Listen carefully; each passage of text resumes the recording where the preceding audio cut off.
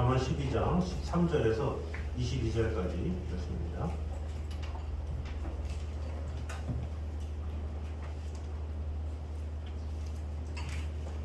잠언 12장 13절에서 22절까지 말씀입니다.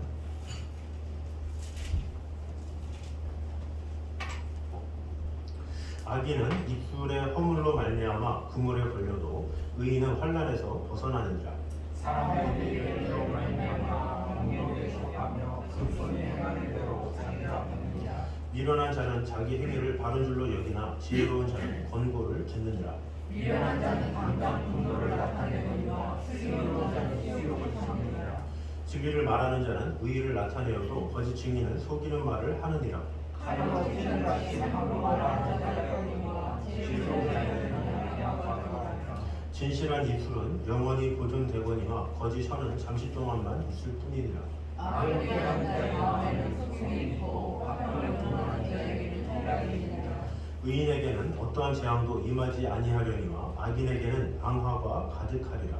거짓 입술은 여호와께 미움을 받아도 진실하게 행하는 자는 그의 기뻐하심을 받느니라. 아멘. 자, 오늘은 언어와 정직이라는 제목으로 은혜를 나누도록 하겠습니다. 이 본단락은 의인과 악인, 지혜자와 우매자의 삶의 자세, 그리고 그들의 운명을 대조하는 형식으로 나타나고 있습니다. 그래서 이 오늘 본문은 다음 주 다음에 있을 28절까지 해서 두 부분으로 나눌 수가 있습니다. 오늘 읽었던 이 부분들을 통해서 언어 생활을 중심으로 의인과 악인을 대조하는 부분이 나오고, 그리고 그 뒤에 있는 이제 23절부터 28절까지에는 의인과 악인의 그런 상반된 삶의 결과를 대조하는 부분이 나온다고 볼 수가 있습니다. 그래서 이 경구 하나하나가 마치 실수하는 모든 장면을 찾아다니면서 기술한 듯한 이 현장감 넘치는 이제 모습으로 기술되어 있다라고 볼 수가 있습니다. 그래서 하나님의 백성의 언어 하나하나가 얼마나 절제되고 가다듬어져야 하는지를 뼈에 사무치도록 느끼게 해주는 본문이 바로 오늘 본문이라고 볼 수가 있습니다. 그래서 이 말은 극도로 조심하고 또 절제를 해도 실수가 따른다는 점에서 아무리 강조해도 지나치지 않은 것을 볼 수가 있죠. 그래서 이 잠언 12장 이 말씀을 통해서 주시는 은혜들을 보도록 하겠습니다. 사실 이게 언어 생활에 대한 것, 습관에 대한 것, 또 말을 어떻게 하느냐에 대해서, 또 상대에 대해서 어떻게 대하느냐, 이게 사실 잠언의 내용들이 상당히 많이 반복되고 있죠. 많이 반복되고 있다는 것은 그만큼 중요하다는 거예요. 그만큼 핵심이다라는 거고, 그것이 인간 생활의 필수다라는 거죠. 이게 자꾸 반복되지. 반복된다는 이유는 중요하기 때문에 그래요.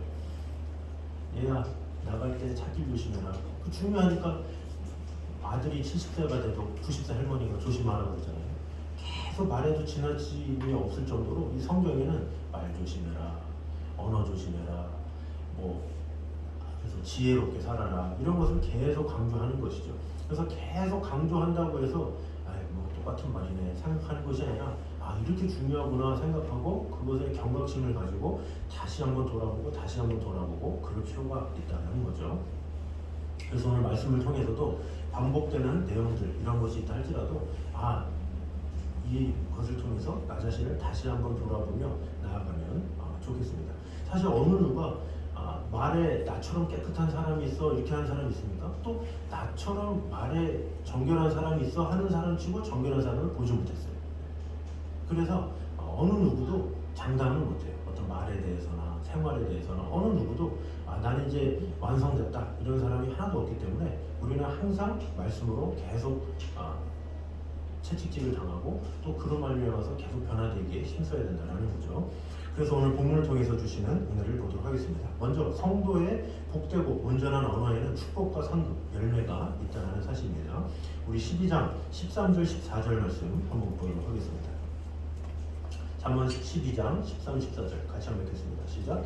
악인은 입술의 허물로 말미암아 그물에 걸려도 의인은 환난에서 벗어나느니라. 사랑하는 이의 열매로 말미암아 공동에 속하며 그 손이 행하는 대로 자기가 받느니라. 아멘. 자, 악인은 입술에 허물로 말미암아 구물에 걸려도 의인은 환난에서 벗어나느니라 이렇게 말을 하고 있죠.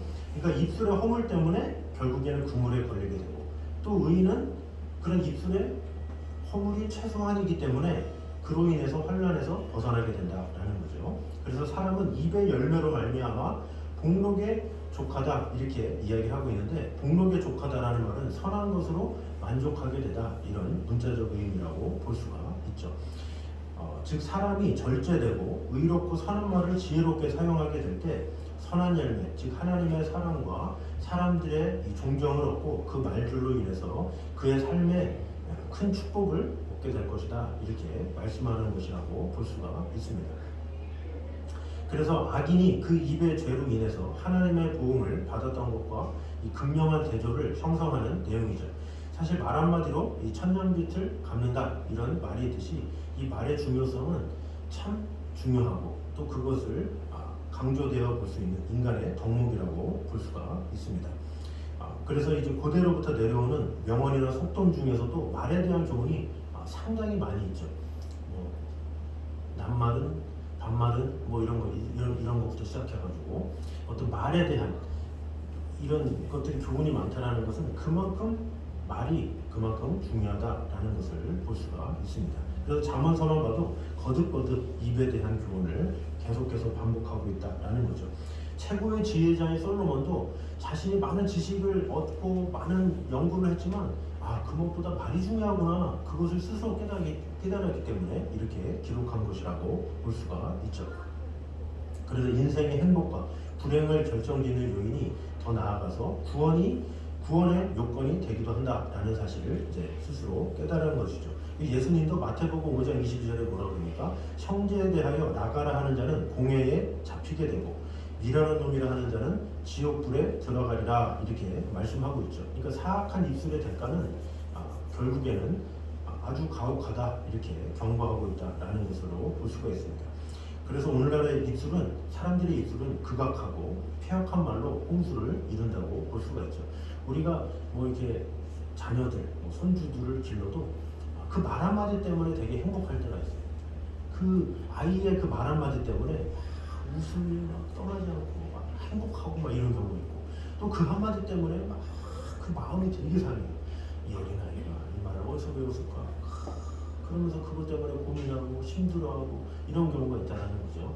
사실 그 말 한마디 때문에 이렇게 자지우지하는 경우가 있죠. 그래서 그 말 한마디 잘해서 이쁘게 해서 많은 것을 얻는 자녀도 있고, 어떤 아이는 말 한마디 잘못해가지고 있는 것마저 빼앗기는 그런 경우도 있다라는 거죠. 또 가족끼리도 어떻습니까? 부모가 자식을 향해서, 또 형제끼리, 친구들끼리, 조사가 제자들을 향해서 이제 무분별한 말이나 극악하고 잔인한 말, 또 종소와 냉소의 말, 또 심지어 폐악한 욕설과 이 저주의 말까지 내뱉는 것을 볼 수가 있죠. 근데 그런 말들의 대부분의 것들이 왜 이렇게 생기냐면 생각 없이 말해서 그래요. 생각 없이.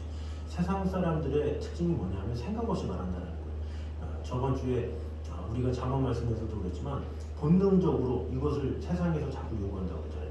본능에서 그러니까 내 생각이 그냥 그러면 그대로 내뱉는. 그래서 어떤 가요나 이런 가사들 중에 아주 탁하고 안 좋은 가사들이 있죠. 그게 뭡니까? 인간 내적인 거를 막 끄집어내가지고 그것을 말을 하는 거죠. 그래서 사람들로 하여금 그 상처, 모욕 이런 거를 그대로 드러나게 하는 것. 그런 것이 잘못된 거죠. 그 생각 없이 말하는 사람들이 대부분은 꼭 말이 거칠어요. 그래서 이 불량배나 좀 거짓, 좀 이렇게 좀 어둠에 일하는 사람들은 말을 그냥 툭툭툭 내뱉잖아요. 툭툭툭툭. 그러니까 말의 그 상스러운 그 욕이 다분하죠. 왜? 생각 없이 말하니까 그런 거예요. 생각 없이. 또 그런 것이 또 멋있는 것입니다. 그 말을 막 하면 되게 자신이 더 세 보인다고 생각하든지, 아니면 더 과시되어 보인다든지, 그걸 또 어린아이들도 배워가지고 또 그렇게 하는 경우가 많이 있죠. 영화 같은 경우 봐도 요즘에는 영화 같은 걸 보기가 참 민망해요. 15세 이상도 어떻게 보지? 처음에는 자녀들과 같이 봐도 되겠다 이렇게 봤다가 무서워요. 이렇게 말을 이렇게 거칠게 하냐, 저 감독은 왜 이렇게 저렇게까지 말을 저렇게 할까? 이렇게 영화를 봐도 볼 게 없어. 만화를 봐도 짱구나 이런 거 보잖아요. 말이 저렇게 그리고 무시하고 말들이 볼 건 뽀로로밖에 없어요. 아무리 봐도 명작이야. 뽀로로 보면 그래도 마음이 따뜻해. 근데 그 외에 거 보면 이렇게 욕설이 난무하고 사람을 깔아 뭉개고 막 그러니까 이 마음의 상처가 난도질이 돼서 이런 경우가 많이 있죠. 그래서 우리 이런 말들이 우리의 삶을 지배하고 우리의 정신을 지배하기 때문에 우리 스스로가 말을 신중하게 이렇게 해야 된다는 거죠. 그래서 이 마태복음 12장 37절에 내 말로 위롭다함을 받고 내 말로 정죄함을 받으리라 그랬어요. 그러니까 사람은 또 말을 할 때 우리가 그것을 잘해야 돼요. 이 사람들 앞에서는 말이 잘해요. 사람들 앞에 되게 신사해요. 사람들 앞에서는 그런데 가족끼리 모였을 때는 막 그런 경우가 있어요. 그러니까 뭐 사람들 앞에 있을 때 가족들이 밖에 노출됐다 그러면 내 자녀가 좀 잘못하면은 아유 그러지 말아야지. 사람들이 있을 때 그래 또 조심해 이러다가 이제 사람들 다 가면 금리서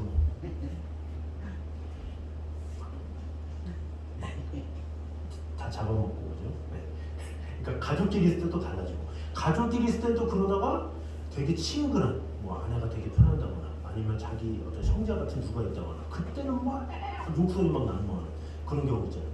그리고 또 누구와 되게 절친한 사람들까지도 되게 숨기다가 자기 혼자만 막 그 사이코패스처럼 혼자 막 하면서 정신 나간 사람들이 있어요. 그러다가 막 이렇게 녹음되고 그런 거 있잖아요. 그러니까 그런 게 뭐냐? 자기를 부인해 오는 거예요. 그러니까 밖에서는 최대한 노출 안 하고 자기 혼자 막 풀면서 막 이런 거. 이런 모든 것이 다 잘못된 거예요. 내가 혼자 있어서 그러든지 아니면 가족끼리 그러든지 아니면 다 같이 그러든지 어떻든지 나의 말로 인해서 정죄를 받고 심판받는 것은 당연한 거예요. 그래서 되게 사람들 앞에서 조심해야지. 그건 당연하지만 사람들 앞에서 조심하는 건 당연한데 가족들 앞에서는 더 조심해야 되고 가장 중요한 것은 내 앞에서 조심해야 돼요. 왜? 하나님께서 보고 계시기 때문에. 그래서 나 혼자라고 해서 내 마음대로 말하고 내 마음대로 막 감정 표출하고 혼자니까 막 집어 던지고 이러지 말고 혼자 있을 때일수록 더 나 자신을 잘 다스릴 줄 아는 사람. 그 사람이 많은 사람 앞에서도 잘 할 수 있는 거예요. 근데 혼자서 막 모습다리 쓰는 사람은 나중에는 그것이 막 감정이 격해서 사람들 앞에서까지 분노를 끼칠 수가 있다는 거죠. 그래서 우리는 항상 코람데오의 삶을 살아야 되는 거예요. 코람데오, 그게 뭡니까? 하나님 앞에서, 여호와 앞에서 이것이죠. 그래서 요셉이 이 보디발의 아내의 유혹을 받았을 때 내가 하나님 앞에 어찌 득지하리요 이렇게 말을 했잖아요. 그러니까 내가 말을 혼자 있을 때 욕을 한다 할지라도 그걸 하나님께서 보고 계시는 거예요. 그래서 내가 어떻게 여호와 앞에서 득지하리요 이런 마음으로 수준을 높게 잡아야 사람들 앞에서도 조심하지. 나 자신은 뭐 나 자신이니까 뭐 누가 듣겠어 하면서 나는 막 남발하고 이런 식으로 되게 돼버리면 이런 것이 습관이 되고 인격이 되고 성품이 되기 때문에 조심해야 된다는 거죠. 그래서 그 무엇보다 나 혼자 있을 때 내가 얼마나 거룩하냐, 나 혼자 있을 때 얼마나 내 입술이 하나님을 향해 있느냐, 이것이 참 중요해요. 사람은 누군가가 있으면 인식해요. 그러니까 누군가가 있을 때 되게 착하고 겸손하고 그렇지 않습니까? 사람들 앞에 어느 누가 뭐 깜빡하게 있어요. 불량배 아니고서는 웬만해서는 사람들 앞에서는 다 조용하고 다 좋아요. 그러나 언제 본색이 드러나느냐? 그 사람 혼자 있을 때 본색이 드러나는 거예요. 그 사람의 됨됨이나 그 사람의 성격이나 그 사람의 인격은 혼자 있을 때 드러나는 거예요. 근데 그 혼자 있을 때 누가 판단하겠어요? 누가 CCTV로 봐줘요? 야, 내가 너 한 5년 걸쳐서 봤는데 뭐 이랬다더라. 누가 그럽니까? 아니잖아요. 스스로가 자꾸 내 입술을 혼자 있을 때 어떻게 사용하는지 잘 돌아보면서 내가 하나님과의 관계 가운데 해결을 해야지. 그 문제를 해결하지 못하면 우리는 아무리 사람들 앞에서 좋은 모습 보인다 할지라도 모든 사람이 다 그러기 때문에 그런 것에 대해서 자랑할 것도 아니에요. 많은 사람들 앞에서 착하게 행하는 거 당연하지. 만약에 많은 사람 앞에서 막말하고 그런 사람은 정신병자라고 그러지. 그렇지 않습니까? 그래서 많은 사람 앞에서 덕스러운 말하는 건 당연한 거고 가족끼리 있을 때 좋은 말하고 최대한 절제하는 건 당연한 거예요. 그러나 혼자 있을 때 얼마나 조심하고 얼마나 하나님 앞에 살아가느냐, 그것이 진정한 성도의 모습이다라는 거죠. 그래서 이 잠언에서 말씀하는 게 어떻게 보면 네 말로 의롭다함을 받고 네 말로 정죄함을 받으리라, 이 예수님의 말씀, 바로 그것이 뭐냐, 우리의 말이 혼자 있을 때도 정말로 의롭고 정결하고 아름답게 얼마나 가꾸어 나가느냐, 그것이 중요한 문제다라는 거죠. 그래서 우리는 사람들 앞에서 이거 당연하고 내 앞에서 하나님 앞에서 얼마나 내 입술을 잘 정제시키느냐, 그런 마음을 가지고 나 혼자라고 내 마음대로 막 분출하고 그냥 막 깜깜한 지하에 문 닫아서 아무도 없다 막 소리치고 이것이 아니라, 그런 아무도 없는 미실 가운데 있다 할지라도 하나님 앞에서 내가 어떻게 서야 될지를 분명히 알아서 나의 입술을 잘 훈련시킴으로 그때 정결하고 그때 훈련된 자가 더 하나님께 칭찬받고 더 하나님 앞에 쓰임을 받을 수 있다라는 마음을 가지고 혼자 있을 때, 나 혼자 밀실 가운데 있을 때 더욱더 거룩하고 하나님 앞에 온전히 세워지기에 힘쓰는 저는 되시기를 주님의 이름으로 축원합니다. 두 번째는 교만은 그 인생 전체를 그르치는 가장 악하고 어리석은 태도임을 보여주고 있습니다. 우리 12장 15절 말씀 한번 보도록 하겠습니다. 시작.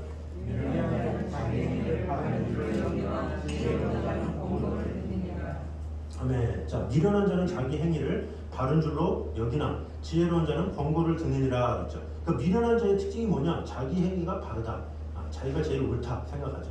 이 세상이 자기 중심으로 돈다 이렇게 생각하는 사람들이라고 볼 수가 있죠. 사실 이 둘은 말 그대로 종이 한 장 차이라고 볼 수가 있습니다. 사실 인간은 모두 실수가 있고 연약하고 불완전하죠. 근데 실수가 있고 불완전하고 연약한데 지혜롭지 못한 사람들은 그 실수에 대해서도 난 잘했어 그러면서 자꾸 자기에 대한 긍정을 너무 갖는 사람이 있어요. 긍정을 갖는 건 좋지만 너무 그것이 긍정이 지나쳐서 그것이 교만을 넘쳐서 이 정도쯤은 됐지 하면서 만족하면서 끝내는 그런 사람들이 있다는 거죠. 그런 것은 잘못된 것이다 라고 볼 수가 있죠. 이런 사람들은 어떻습니까? 이 주관적인 아집에 사로잡혔기 때문에 객관적인 충고나 권고를 수용하지 못하죠. 오히려 배격하면서 이렇게 다른 사람을 비방하고 다른 사람이 문제라고 내가 무슨 문제냐고 하면서 하는 사람이라고 볼 수가 있습니다.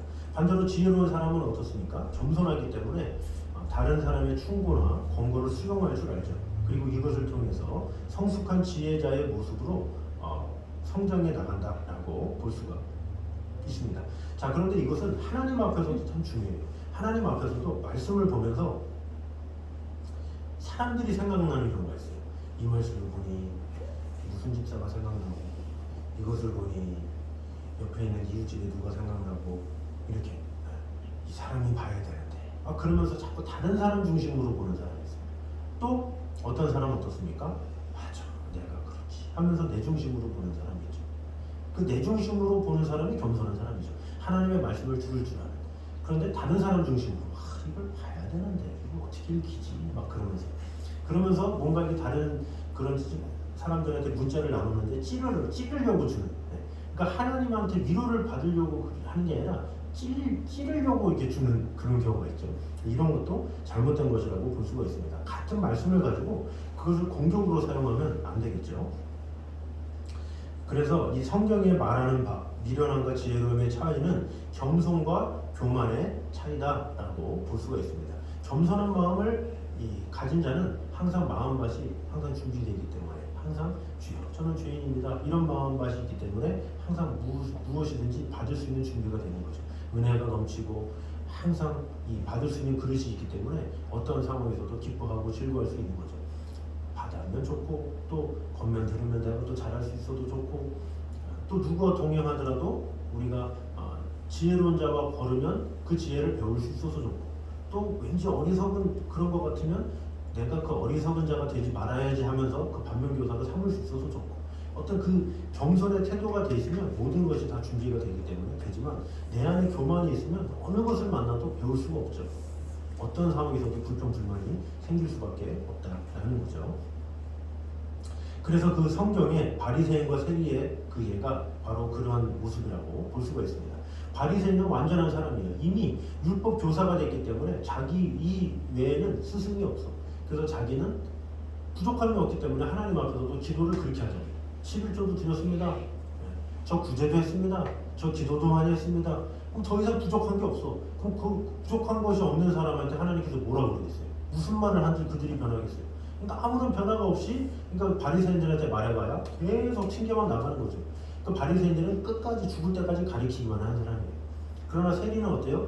죄가 많고 부족하지만 어떻게 보면 바리새인보다 이 행위적으로 바리새인이나 세리나 사실 뭐 도찐 개찐이에요. 그러나 이 세리는 자신의 죄인됨에 대해서 가슴을 쳤다는 거예요. 이 가슴을 쳤다라는 건 할 말이 너무나도 죄가 많아서 더 이상 말할 게 없습니다. 이 가슴을 쳤다라는 거예요. 그래서 그 모습을 보고 예수님이 야 옳다 이렇게 한 거죠. 왜? 마음밭이 준비되어 있기 때문에 무슨 말을 하든지 들어가거든요. 그러니까 그것이 준비가 되기 때문에 그것을 했다라는 거죠. 만약에 예수님이 바리새인한테 오늘 내가 너희 집에 들어가리라 그럼 바리새인이 데려갔을까요? 무슨 말씀? 누구의 집을 와? 막 그러면서 막 그러겠죠. 근데 오히려 삭개오니까 마음에 딱 마음밭이 뭔가 주님 어떤 분이실까 이런 간절한 마음, 나 같은 죄인 그분이 나를 찾아오실까, 나를 바라보실까. 그렇기 때문에 예수님이 그런 자에게 찾아오셨고 그런 자에게 내가 너희 집에 가겠다 하셨고, 그러니까 이 삭개오가 되게 떨리는 마음으로 예수님을 초청했고 그 떨리는 마음으로 식사 대접을 했겠고 또 그 안에 은혜가 넘쳤고 예수님 하시는 말씀이 다 아멘 아멘 아멘 아멘 된 거고, 그러니까 예수님이 무슨 말 하지 않아도 주여 제가 남에게 도적한 일이 있다면 내가 토색한 일이 있다면 4배나 갚겠나이다 이렇게 스스로 얘기할 수 있었던 거예요. 왜? 마음이 그렇게 준비되어 있기 때문에 그렇다라는 거죠. 그래서 우리는 항상 그 내 마음 자세가 어떤 마음 자세가 있느냐 그것이 중요하죠. 우리는 그것을 가지고 얘기하죠. 내가 많은 능력을 가지면 많이 배우면 많이 소유하면 이런 것 가지고 사람들은 얼마 안 가지고 가지고 되게 많이 가졌다고 생각하고 많이 알지도 못하면서 되게 많은 지식을 알았다고 생각하고 별로 소유하지도 않았으면서 소유했다고 생각하는데 그건 다 사람들 스스로의 착각이라는 거죠. 다 개인의 상황에 따라 다르고 그것이 누구와 비교냐에 따라 다르지 어느 누가 야 내가 정말로 부자야 자신 있게 얘기할 수 있습니까? 내가 정말로 건강에 자신 있게 할 수 있게 누가 얘기할 수 있겠습니까? 내가 많이 배웠어 누가 얘기할 수 있겠어요? 갑자기 누군가가 찾아오면 거기서는 아무것도 못하는 거예요. 뭐 공부에 대해서도 그렇잖아요. 뭐 한국에서 뭐 내가 서울대다 막 그래도 갑자기 막 하버드 가가지고 고민하면 지낸다잖아요. 왜? 다 천재라 가지고. 그러니까 그런 데 가면 또 그런 거예요. 근데 내가 아무리 만원 막 이래도 주위에 무슨 뭐 건물주들이 막 모여있고 뭐 너무 또 그러면 내가 많은 게 아니네 막 이렇게 생각이 되는 거예요. 내가 건강하다 그래도 막 갑자기 막 엄청 오래 사신 분이 막 나타나가지고 또 그러면 거기서 또 이룰 수밖에 없는 거죠. 사람은 이 비교를 다 당하는 그런 상황이기 때문에 어느 누구도 장담할 수가 없는 거예요. 내가 무엇을 많이 가졌다, 많이 소유했다, 많이 건강하다 도저히 얘기할 수가 없는 거예요. 그래서 우리는 항상 겸손하게 이렇게 살아가야 된다라는 것이죠. 그래서 항상 정직하게 자신의 부족함, 연약함을 내어놓고 주님 지금까지 지내온 것이 다 주님의 은혜입니다. 내가 혹시나 내가 생각하기에는 좀 부족한 것이 없을 정도로 하나님께서 채워줬는데 이런 모든 것은 다 하나님의 은혜입니다. 내가 좀 건강한데 이런 모든 것 다 하나님의 은혜입니다. 이런 식으로 가야지. 내가 관리했더니 건강하고 내가 좀 열심히 일했더니 부자가 됐고 내가 성실하게 했더니 지식이 쌓였고 이런 식으로 한 사람은 어느 한순간에 당할 수밖에 없다는 거죠. 그래서 항상 겸손하게 우리 교만을 향해 나아가는 악한 본성을 억제하고 겸손으로 허리를 동임으로 하나님 앞에 사랑받는 더욱더 쓰임받는 저희들 되시기를 주님의 이름으로 축원합니다. 자, 마지막으로 진실과 정직이 당시에는 힘들어 보여도 궁극적으로는 큰 유익이 된다는 사실을 볼 수 있습니다. 우리 17절에서 19절 먼저 보도록 하겠습니다. 잠언 17절에서 19절 시작. 진리를 말하는 자는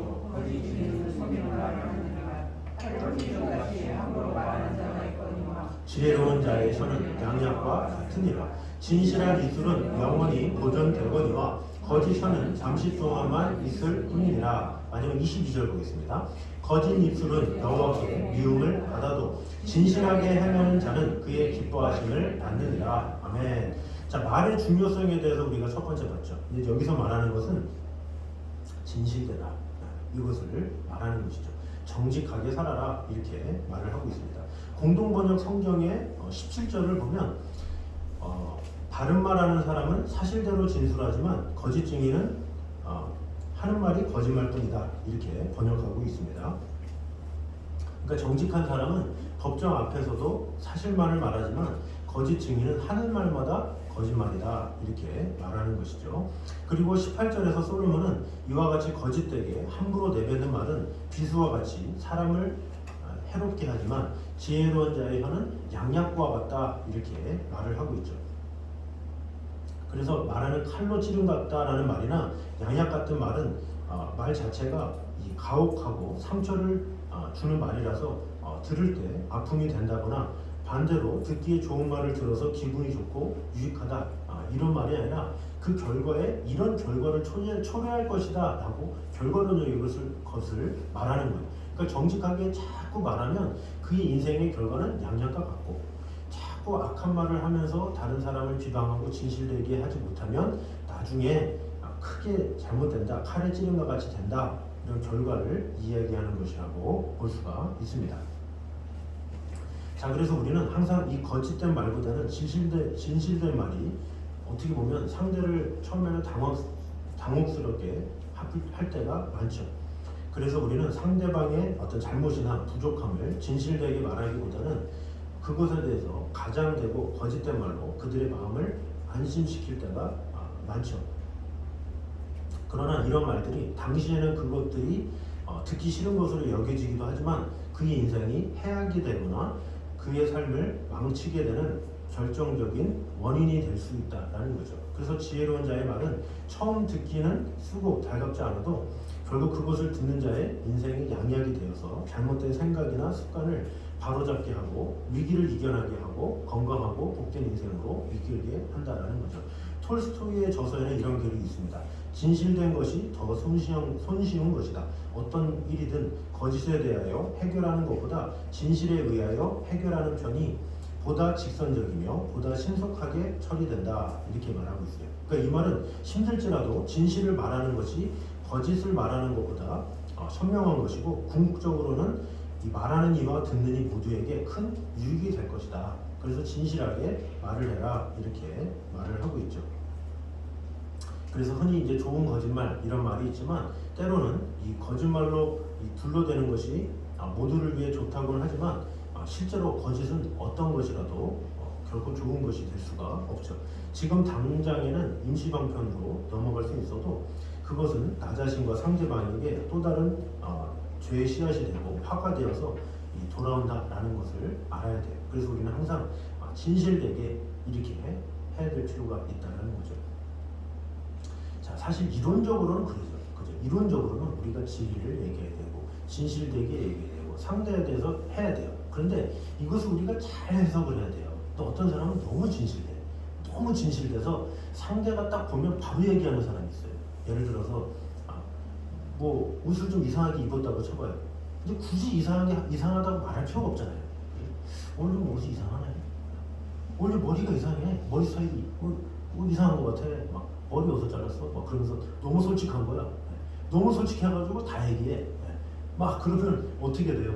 솔직한 말이긴 하지만 진실된 말이긴 하지만 그 말 하나하나가 상당히 기분 나쁜 경우가 상당히 많이 있죠. 뭐 그런 사람 만나고 싶어 하겠습니까? 말하면 자꾸 허물 얘기하고 뭐 얘기하고 막 그러는데, 그러니까 나름 성경적으로 보면 진실이라고 볼 수 있잖아요. 그러나 그것은 진실이 아니죠. 어떻게 보면. 왜냐? 상대방의 내면이나 이런 것을 이해하면서 꼭 해야 될 말을 해야지, 뭐 겉으로 보이는 내가 보인다고 해서 턱턱 말한다 그게 진실하다? 그것은 아니다라는 거죠. 진리를 말하라고 꼭 이 막 약한 부분을 말해서 낮추라 이런 말은 아니다라는 것이죠. 보통 보면 마음이 삐뚤어진 사람이 삐뚤게 보는 경우가 있어요. 그러니까 예를 들어서 어떤 막 판단을 많이 하는 사람 보면 본인 마음이 삐뚤어진 경우가 있어요. 본인이 삐뚤으니까 상대방이 마음에 안 들어요. 그 상대방이 뭘 입은 것에 대해서 엄청 민감하고 상대방이 어떤 스타일인 것에 대해서 엄청 민감하고 상대방의 말에 대해서 엄청 민감한 사람이 있어요. 왜? 자신이 삐뚤어져 있으니까. 근데 자신이 은혜로운 사람은 어떻습니까? 뭐를 봐도 좋아. 왜 기뻐 오늘? 왜 이렇게 오늘 기분 좋은가 봐. 그러면서 이렇게 자신으로 인해서 달라지는 경우가 많이 있죠. 그래서 먼저 진실한 말을 하라 할 때의 먼저의 핵심은 내가 먼저 진실한 마음가짐을 가지고 있느냐, 이것이 참 중요해요. 내가 진실한 마음가짐을 가지고 있으면 해야 될 말과 하지 말아야 할과 이런 것을 구분할 줄 아는 지혜를 하나님께서 주세요. 그래서 마태복음에 보면 너희가 결박할 때에 무슨 말을 할까 너희가 생각하지 말라. 그때 너희 아버지의 성령께서 너희에게 할 말을 주시리니 그때는 너희가 아니라 너희 아버지의 성령이시니라 이렇게 말씀하고 있죠. 하나님께서 그때그때 감정에 따라서 말을 주시기 때문에 내 안에 성령이 충만하고 하나님의 사랑 안에 거하면 내 안에 지혜가 다른 사람에게 꼭 해야 될 말, 안 해야 될 말 이런 거를 주신다는 거죠. 그런 지혜로 다른 사람을 세우고 은혜스럽게 하고 이렇게 한다는 거예요. 또 뭐 진실된 말을 말이라고 해서 꼭 잘못된 것을 꼭 말해야 그게 진실된 말입니까? 아니죠. 그 진실된 말이라는 것은 다른 사람을 다치지 않게 하면서도 진실하게 할 수 있는 방법이 있어요. 그런 것들이. 예를 들어서 어떤 한 가지를 꼭 얘기해야 돼. 그러면 어떻게 돼요? 그 얘기하는 것은 당연하겠지만 어때요? 그러기 전에 먼저 그에 대한 칭찬을 한 10가지를 막 하면서 다 하고 그리고서 막판에 지나가듯이 하면서 그런데 뭐 이렇게 하고 싹 지나가야지 정직하게 한다고 막 그 말 미리 준비해놓고선 딱 만나자마자 넌 말이야 하고 이런 거는 아니다라는 거죠. 그래서 내 안에 정말로 지혜롭고 현명하고 그런 것이 있다면 그런 모든 것들도 딱 준비되는 사람이에요. 조직적으로 이렇게 하는 사람이라고 볼 수가 있죠. 결국에는 이 말씀이 여기서 말하는 게 뭐냐면 이 신중하고 진실을 말한다 할지라도 그를 사랑하면 어떻게 돼요? 안 좋은 말, 뭔가 이것을 좀 말하면 좋을 것 같은데 그러면 어떻게 해야 돼요? 시간을 두고 말할 줄 알아야 돼요. 시간을 두고 그리고 장소를 또 상황을 보고 말을 할 줄 알아야 돼요. 정말로 그를 사랑한다면 그것이 어떻게 보면 진실한 사람이지 뭐 진실한 사람이라고 해서 그냥 그 사람한테 이거면 바꾸면 좋을 텐데 하고 말한다고 되는 게 아니라는 거죠. 상황을 보고 지혜를 가지고 뭔가를 해야 될 필요가 있다는 거죠. 자, 나단이 다윗에 대해서 책망할 때 뭐라고 그랬습니까? 이 다윗이 간음을 했을 때 다윗한테 바로 얘기했습니까? 세상에 다윗 왕이시여 당신 같은 나쁜 놈이 어디 있습니까? 막 그렇게 얘기 안 했죠. 왕이시여 들으십시오. 어떤 마을에 부자가 있었는데 한 그 마을에 아끼는 그 양 한 마리 그것을 빼앗았습니다. 그러면서 뭐 얘기하죠. 그러니까 다윗이 어느 놈이냐 찢어 죽여라. 그러니까 당신인데요. 딱 얘기하죠. 그러니까 이렇게 되죠. 그러니까 나단도 지혜로운 거예요. 만약에 그 솔직하지만 그렇게 얘기함으로 인해서 다윗을 동요하게 하고 그 다음에 자기를 찔리게 하죠. 그래서 이 지혜는 뭐냐? 어떻게 지혜롭게 어떻게 적당하게 이렇게 하느냐 이것이 참 중요하죠. 그래서 골로새서 4장 6절에 이렇게 말합니다. 너희 말을 항상 은혜 가운데서 소금으로 맛을 낸과 같이 하라. 그리하면 각 사람에게 마땅히 대답할 것을 알리라 했어요. 요리를 잘하는 분의 이 특징은 뭐예요? 소금을 적절하게 치죠. 적절하게. 못하는 사람 특징은 뭐예요? 딱 다시다. 무조건 소금 설탕 아무 생각 없잖아요. 그러나 진정한 요리하는 사람은 소금이 들어가야 될 때와 다시다가 들어가야 될 때와 물엿이 들어가야 될 때와 뭔가 이런 것을 잘 알죠. 그래서 그 타이밍을 잘 알고 이렇게 하지 막 남발하지 않아요. 막 남발하면 처음엔 맛있지만 그거 뭐 며칠 못 가잖아요. 그래서 진정으로 이 고르게 하면 그 적절한 때는 아는데 그 적절한 때는 하나님께서 성령 충만한 자에게 주시고 준비된 자에게 주시고 또 그를 통해서 다른 애들에게 줄 때도 그 적절한 때와 상황에 맞춰서 할 수 있도록 한다는 거죠. 그래서 하나님은 화평의 하나님이기 때문에 내가 그런 말을 통해서 지혜로운 자에게 하면 더욱더 화평해지고 은혜로워지고 함께하게 되죠. 그러나 이 사단은 자꾸 분열을 일으키잖아요.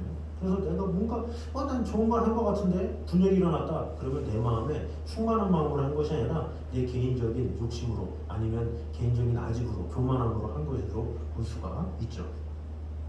자, 그래서 우리는 항상 진실되게 이렇게 사람들 앞에 대하지만 그런 진실함에 있어서 항상 나 자신을 먼저 돌아보고 나아가는 것 그것을 최우선으로 여겨서 내가 내 말 안 들으면 지혜롭지 못한데 이렇게 생각하지 말고 내가 먼저 진실되게 하나님 앞에 서는 것이 우선이 되어야 된다는 거죠. 그럴 때 다른 사람을 위해서 많이 기도하고 그를 위해서 더 사랑하고 그러면 때가 되면 하나님께서 그런 기회를 주세요. 말할 수 있는 기회와 환경을 주면 또 그때 자연스럽게 말할 수 있게 되고 그래서 더 화평을 이루고 은혜를 이루게 하신다라는 거죠. 그래서 우리는 항상 하나님께서 주시는 지혜와 은혜로 적당하게 다른 사람들에게 은혜로운 말들을 잘 끼침으로 말미암아 하나님께 칭찬받는 사랑받는 저희 되시기를 주님의 이름으로 축원합니다. 기도하겠습니다. 하나님 주님 감사합니다. 우리와 함께 하신 주님, 지켜주시는 주님, 우리 성도의 복되고 온전한 언어에는 축복과 상급 열매가 있다는 사실을 오늘 보게 되었습니다.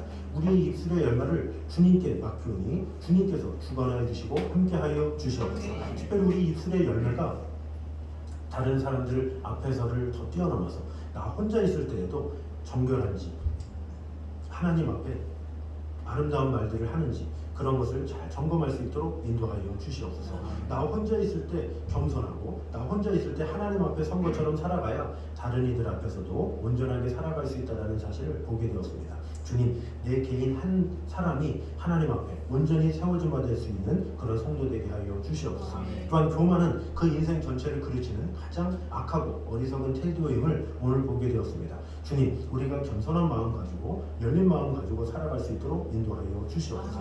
내가 죄인 중에 괴수입니다. 이런 마음을 가져야 하나님께서 늘 찾아오셔서 우리에게 은혜 주셔서 그 은혜를 누릴 수 있을 터인데, 주님, 내가 무엇인가 가졌다, 내가 무엇인가 누리고 있다, 이런 교만함을 다 버리게 하시고 늘 겸손히 주님만을 바라보며 나가는 성도들 되게 하여 주시옵소서.